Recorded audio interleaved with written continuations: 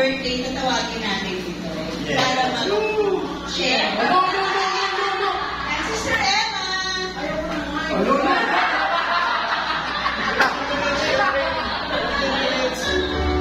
Iyak na yan!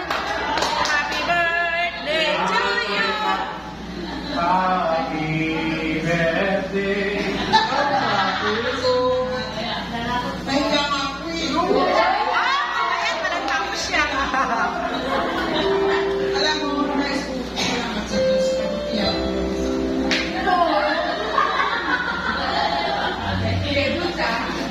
Sa kabutihan ko ng loob ni Lord sa akin. Alam mo yung noon niya, di ba?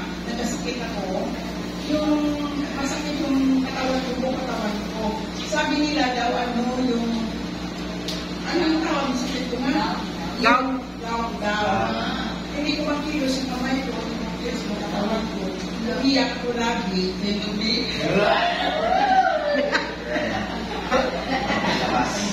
Si Sir Esther na yun, siguro ginapatayan niya ako kasi hindi ako makatulog, iyak ako talaga.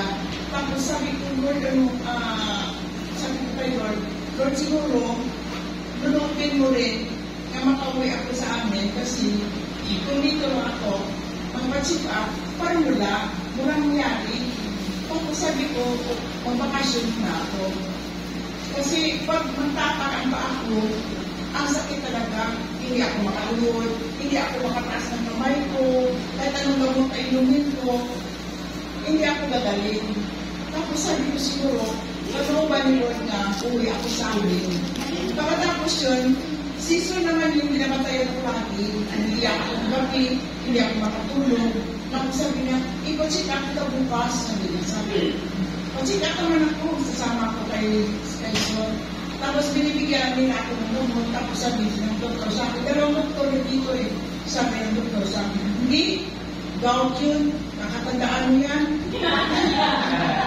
Sabi niya, sabi niya, kasi ganyan talaga yung may edad na tapos sabi niya, naramdaman na yung hanggang sa may edad niya. Pero hindi ako maniwala. Sabi ko, alam ko si Lord na mayari ng buhay ko. Alam ko nga kahit ano mangyari, kung nanalig ko yung panagaya sa kanya, pagalingin ako ng Diyos. Sabi ko, dalawang beses ako, pinalami sa doktor. Tapos pagbaba ko sa kanan, hindi ako makaawa.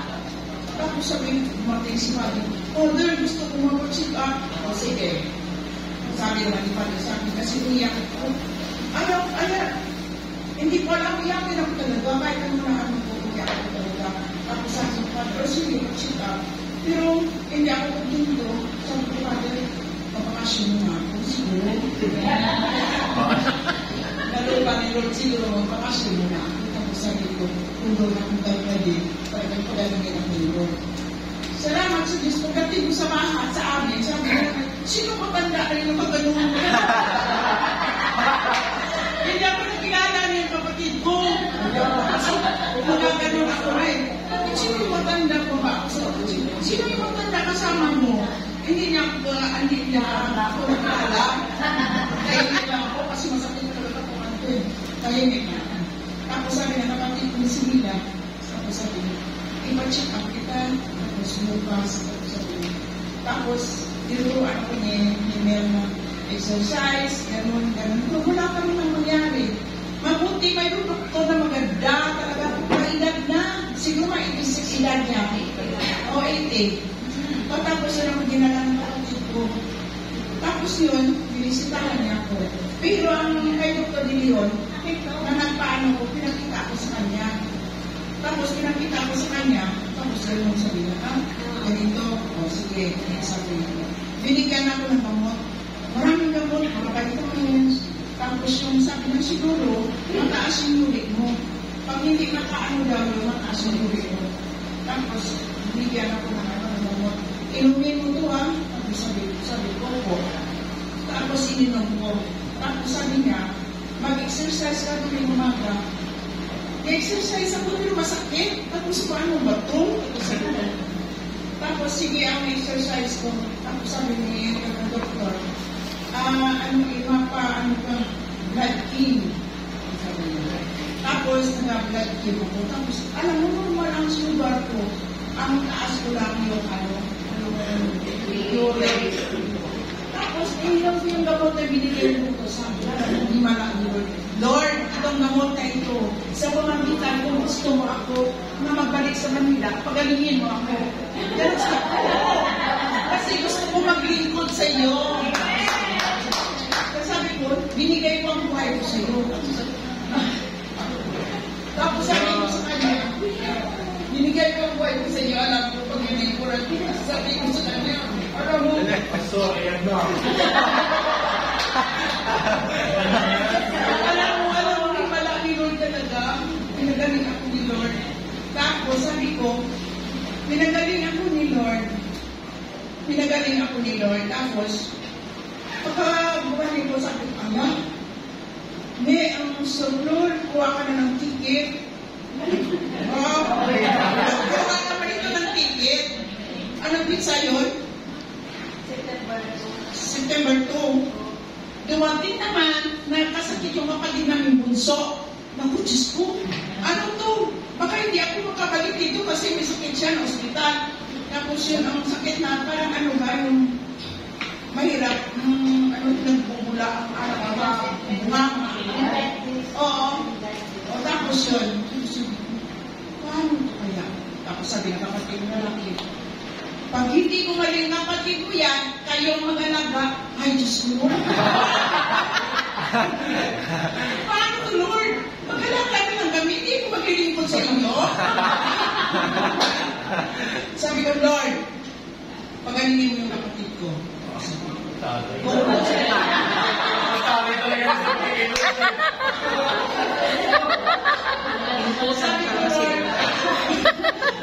Sabi ko, Lord, kung gusto mo talaga na maglingkod ako sa iyo, alam ko, pagalingin mo yung kapatid ko. Saan mo ba yun, ha? Saan mo hospital yun? Ha? Sa Whisker. Tapos, siya ang nagabantay tuwing araw-araw siya doon. Ako naman, sumasama lang ako, pero dyan ako si Baba. Siyempre ako nag-awapira. Hindi siya sa akin yun, kaya hindi ako sasama, hindi ako ang ano niya. O tapos, sabi ko, hindi lang ako dito, kaya yung sakit mo yan, sabi ko, tapos alam mo, mga siguro, mga ilan araw, so, 7 days. Ganun kabisado ni Sir. Magaling na Yung mga tinatanong. Kasi madali ko siya mga kasi. Tapos sabi ko sa kanya, ngayon, gumaling ka na. Huwag ka na magbarkada. Huwag ka na mag-inom. Huwag ka mag-inom ng mga inumin. Hindi ka na pagtapat sa iyo. Sabi ko, bahala ka na. Salamat ka, Lord. Dahil nandito kami. Kung wala, anong nangyari sa iyo? Patay ka. Ito na ba? Mamatay ka.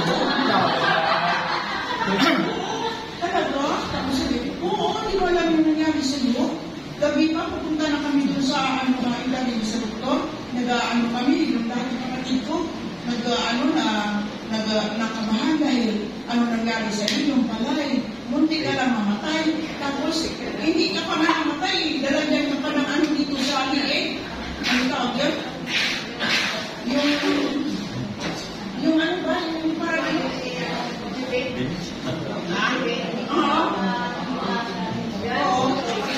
Tapos sabi naman kayo tayo, uy, huwag mo yan dyan, huwag mo dalawin yan, may kapatid pa yan, baka ano mangyari sa kanya ako sisihin.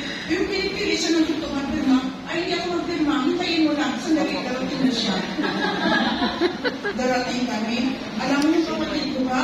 Alam mo, gawanas ko parang talaga, nakakain ng ano, may balason. Kasi, barkada, hindi niya alam na ang barkada, yan ang makasya. Na food poison. Hindi niya alam kung nilagyan ng lason yan, di ba? Ano siya? Oo, wala ang niya. Pero sabi ko siguro ang Diyos, hindi pinahintulot ng Diyos na may mangyari sa kapatid ko na magpaalala sa akin, ano ka? Tapos gumaling siya, tapos inalagay sa bahay. Tapos sabihin niya, Sol, gusto ko makauwi na sa amin sa tulungan.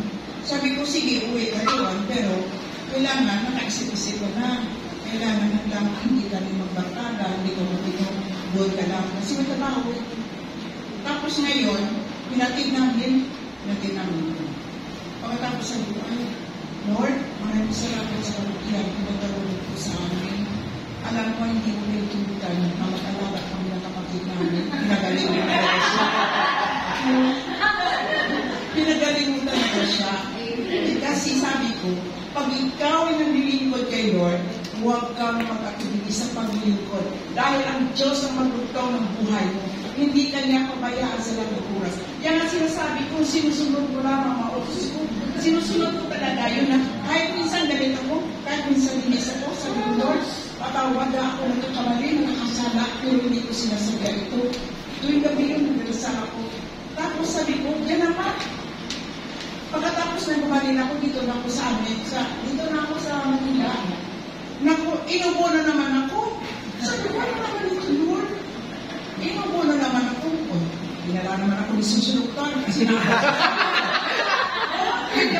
Bakit parang may mali? tuwing gabi yan, ubo ako ng ubo, hindi ako matulog. Tapos baka mamaya, matuwag ang ikot ko, baka mamaya, sabi nila ba, lungs ko. Tapos sige, siyempre, kahit nga, nag-away kami yan. Pero ba't na reveal? Bakit mo na reveal? Pero ako yan, kahit na nakakasubutan kami ka palagi. Ay naku, sabi ko, ay naku, bakit ko tagalog mo sa kanya? Bakit nga lang sa kanya ako, sabi ko. Kahit yung mga matanda kami tatlo yan, pwede kami sa mag-alagaan kami, pwede kami Magalagaan daw kayo. Oh, yun, Madrid na yun to. Nagsasabi pa siya ito. Oo, sana kung Madrid ka na. Iisip. Amen! Gagaling ka sa kayo ka na sa kanya. Grabe po kayo sa television. Grabe ka revelasyon yan. Grabe yan na to. Sister Ruth, magmadre ka na. Hindi pinagaling na ako ni Lord. Siguro sabi ni Lord, bakit hindi ka anak nagpatotoo? Kailangan mo pagtotoo ka. Kaya sabi ko, birthday ko, no? Birthday. Hindi ako kumanda. Sabi ko, anak, sumakit naman dito, lalamunan mo. Pinapakain ka ni Lord. Sabi ko naman, so, Lord, ay mo ito, maganda ako. Kasi kay birthday ko naganda ako. Tapos sa puso, maganda ako. Kaya ano naman ako kasi yan ang ano ko, yung maganda. Ano? Nang mag-ano ko, nagluto kami. Tapos, matanda na naman sa kitita ko. Ang sakit-sakit na naman dito. Sabi ko, Pinapakain sa spaghetti ni Lord. sabi ko, sama ka magsimba. Paano ko magsama-simba? Sa iyo, sakit yung ano ko. Tapos sabi ko, hindi nakahiga na ko yan. Nakahiga ko yan. Tapos sabi ko, siguro, ikaw nang nala sa ano ko, sa pagandaan na ano ang pagkain. Ikaw na nag-surprise sa akin. Ano ba yun, so? Kasi wala akong, wala akong ginawa. Hindi ko dumating. Hindi ko dumating ang ang allowance ko. Wow. Tapos sabi naman ni Jesus, hindi mayroon akong kakay Susan. Kagabi sabi na, sorry ma, huwag mo na naman payag. Gagawin ko na sa iyo. Sabi ko, Lord, thank you, Lord. Sabi ko, hindi po ko naman siya. Hindi ko sa iyo, Lord. Talagang binibigay mo sa akin. Talaga, hindi biro. Talaga sabi ko, ang lahat ng binibigay mo sa iyo, binibigay mo sa akin. Talagang, pag-inig ko lang itabang ako ng buhay sa mundo nito. Kahit ano mangyari, tapos sabi ko, kahit ano mangyari, basta, huwag mo mabayaan ang pamilya. Kasi ang sabi nga, kung ikaw naglilingkod kay Lord, huwag ka na mag-isip sa pamilya mo, nandyan si Lord na nag-aalala sa kanya. Hindi ka, brother?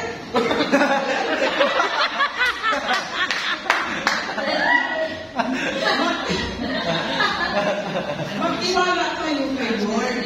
Pag ikaw ay binigay mo ng buhay mo kay Lord, huwag mo bago-bago isip. Talagang gawin mo ng ikaw, ha? Mag-atin ka lagi dito. Huwag mo muna minsan ka lang nag-atin kung ano ka. Oo. Kasi malaki ang tulong ni Lord sa akin. Totoo yan, malaki ang tulong ni Lord. na kahit ganito tayo, hindi tayo bayaan nila. Kahit may masakit tayo, sabi ni Father, yung pinapanood natin si Nino, si Father, Mahaba po sa shock ni Sister Tarsi. wala, sabi niya, ituro mo sa akin kung sino nagkakasakit. Kung walang sakit, ituro ninyo sa akin kung sino walang sakit. Tayo lahat ay may sakit. Tapos sabi niya, huwag mo sabihin na wala tayong sakit. Mayroon tayong sakit. Pero kung ikaw ay naglilingkod kay Lord, pag nananalig ka ng palataya sa Kanya, ang lahat ng sakit mo yan, mawawala kung ikaw ay nagdadasal lagi-lagi. Huwag mo kalimutan magdasal araw-araw. Huwag kang malimot. Sabi ko, nagdasal ako, bago ako tangali. Hindi ko sabi talaga. Tapos minsan may sipan ko basa ang Bible. Kung minsan sabi ko, memorize ko yung Bible. Video. Pero hindi pala, ang pagbasa ng Bible, unawain mo, intindihin mo, isa sa gawa mo ang lahat ng nabasa mo. Gawin mo kung sinasabi sa binabasa mo. Ganun yun. Kasi, magbasa tayo, hindi natin isa sa gawa ang mga ginagawa mo. Wala. Useless. Wala mangyari. Kailangan, pagbasa natin, isa sa buhay natin, at gagawin natin ito, sundin natin yung hindi tayo magtagumpay. Alam mo talaga yung sabi ko, magtagumpay tayo sa lahat ng oras. Wala tayo, hindi tayo pabayanin nun kung huwag tayong namamangkas na daw ibo. Isa lang ang Panginoon Protero. Ako, pinabayaan ko na, bahala tayo sa mga kapatid ko, kayo ang panganak yan, ako magpinito na Protero, pero hindi ko sila pabayaan na dinadasal ko sila lahat. Idasal mo ang pamilya mo sa lahat ng oras dahil ang Diyos mo sa akin. Ngayon, sinitito na ako. Alam, Hindi naman po. mukha ng 71. 71 lang. Oh, parang 71. Parang 27. Alam mo, sabi ko, yung iba yung makabot naman yung mga 68, 65, mga ano. Pero kung tayo pala, madagadasan lagi at namalig tayo sa Kanya, tungtungan ka ba ang Lord ng Robert. Kasi ito naman yung pinag-ito. Malakas ka! Oo. Walang nangyari sa'yo. O si Ate Munda, ano na, hindi nakakilala ng tao. Pero ikaw, binigyan ka ni Lord ng mga pagbuhay. At manalis na puso at saka nalusan.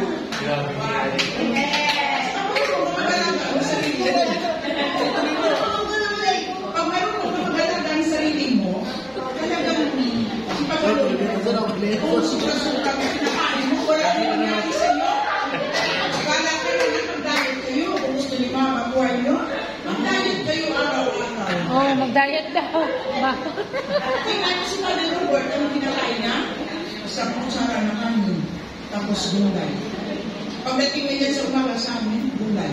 Kailangan ko umaga, kasi kung magising, handa ko na yung gulay. Kain gulay, hindi ko mga kanin, hindi. Gulay, at saka isda. Yun ang kinakain. Tingnan mo, di ba? Kuha ko pala eh. Bola lang yan. Tapos pala. O tingnan mo si Brother Kiko. Kuha ko pala eh. Happy birthday. Tingnan mo ang kaya ng salita ng Diyos. Nakuha. Talagang makikita mo ang siya magkaya ng salita ng Diyos. Marami sa nagawa yan, pero kay Lord siya tingnan. Hindi pa ready yan. Hindi pa ready yan. Kailangan na Hindi pa ready. Sayang ko na, umiiyak pa yan so. Ano si Sol? Sabi ni Sol yung sabi ni Sol. Sakit ilog mo. Sakit yung ano ko. Magaling ka na, sabi ko. Maya-maya, pagkalabas sa bahay, ang lakas na lakad mo. Ngayon, wala sakit yan. Hinaan mo siya sa ano niya. Demonyo siya. Pero bakit na? Kasi ang demonyo sa iya. Sige, masakit yung katawan mo. Yun pala, wala naman po. Nanami kami Kristo. Nahihiya pa po yan. Salamat sa inyo.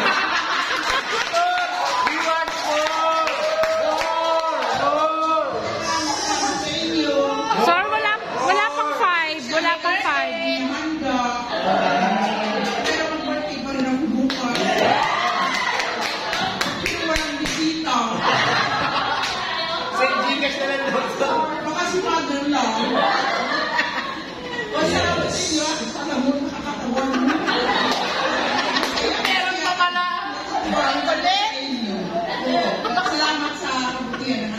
O, Gcash daw, Gcash. Ikaw ah, soda, hindi ka nag-attend.